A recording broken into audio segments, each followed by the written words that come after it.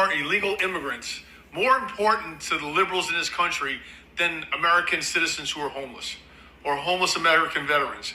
With all the billions we've spent on illegal immigration and housing these people and providing for them when they're not even supposed to be here, why didn't we just take care of our own homeless and our own homeless veterans? TikToker Good Trouble is about to say what all of you are thinking right now in response to this MAGA man's absurd take. Because every time we try to do that, you people blow an O-ring about socialism. And then you turn around and vote for an administration that is trying to criminalize being homeless and poor. And oh, by the way, cut funding to the VA.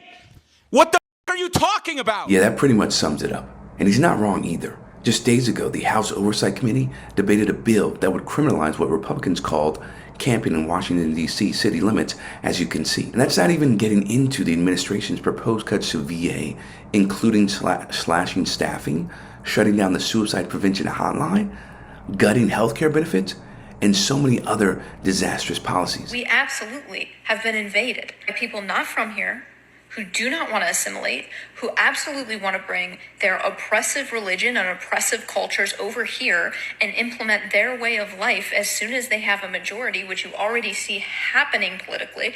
Where?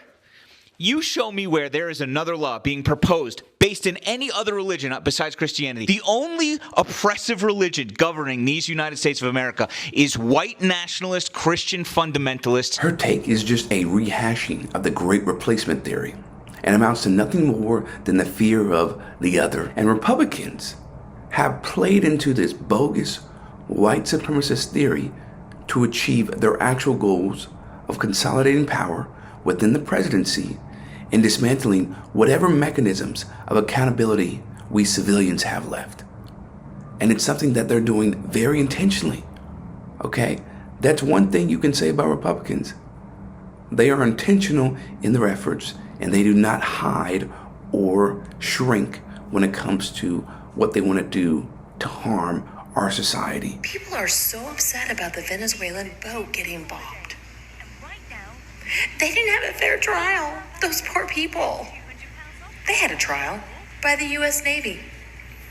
The missile was the judge, the jury, and the executioner. Let's just say that this is a narco boat, right? Full of 11 of the most notorious drug smugglers this side of the Mississippi. The punishment for drug smuggling is not instant execution. Nothing shows that greed for power more than the Trump administration's willingness to use all forms of violence to project an image of strength, when in reality, they're incredibly weak. And then you see the responses, right, from law enforcement, particularly the feds like ICE, HSI, CBP, etc., to the protest, right, against their actions. All of that highlights how truly weak they are. Again, the people who try to make others feel weak and insecure, those are the individuals who are actually weak. Those are the individuals who do not have true strength. And that's what we see from the Trump administration and these law enforcement agencies, right? You trying to make other people feel small and less than because you're small and less than.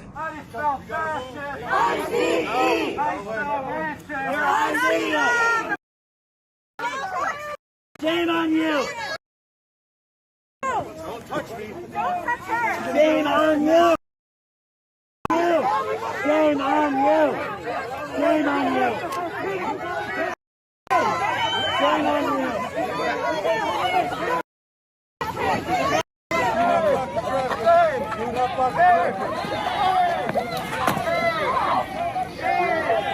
It is a form of careless regard for humanity and free speech to see that right there.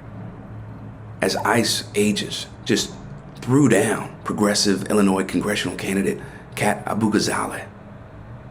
Okay?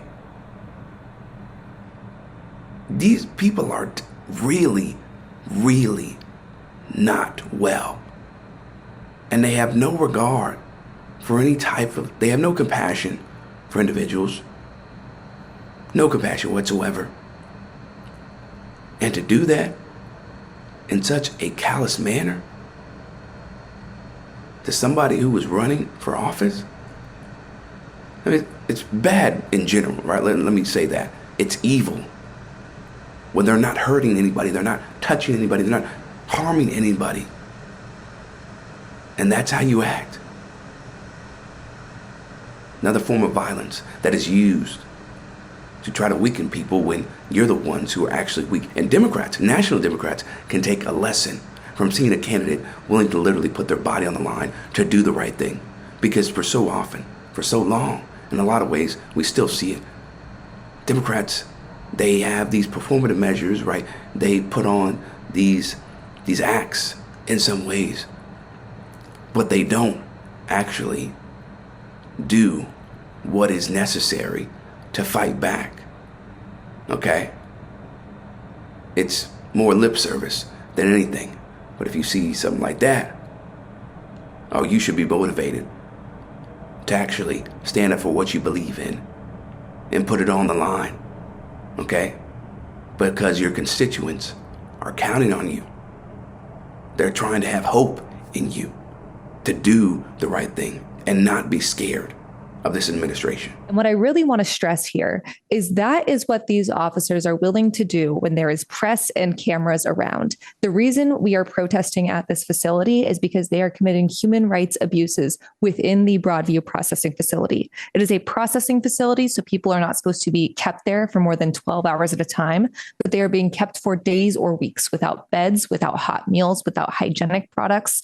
And if they are willing to do that to a congressional candidate on camera in front of press, imagine what they are willing to do to their detainees behind boarded up windows. I have no idea if these men are actually affiliated with ICE. For all I know, this could just be random men who said, I'm going to put on a mask and a costume I got from Spirit Halloween to make me feel like I'm in the army and go and rough up some protesters today. We have no idea who these people are. The conditions at this facility are horrendous. They are committing crimes against humanity. And it is so important to remember that all of the treatment that we went through as protesters doesn't hold a candle to what these detainees are dealing with. I think what I found most compelling from Kat's interview is how she referenced, listen, if this is what they're willing to do, if this is what these agents are willing to do to a congressional candidate in front of the press, right, with cameras around,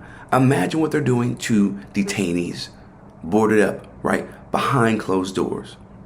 And I think that was really important to highlight. She understands that, what we dealt with as protesters pales into comparison what's going on to these detainees whose human rights are being violated, okay? The individuals who are being held in federal custody in the facilities like the one they were protesting, there was so much more violence being done to them. You can only imagine, right? That's what's happening because this is what they're doing in broad daylight. No, by the way, we don't even know, right? These agents don't even have to identify themselves. You don't even know if they're actually from ICE. That's the scary part. We have no idea. For Rebel HQ, I'm Chris Williamson. We'll see you next time.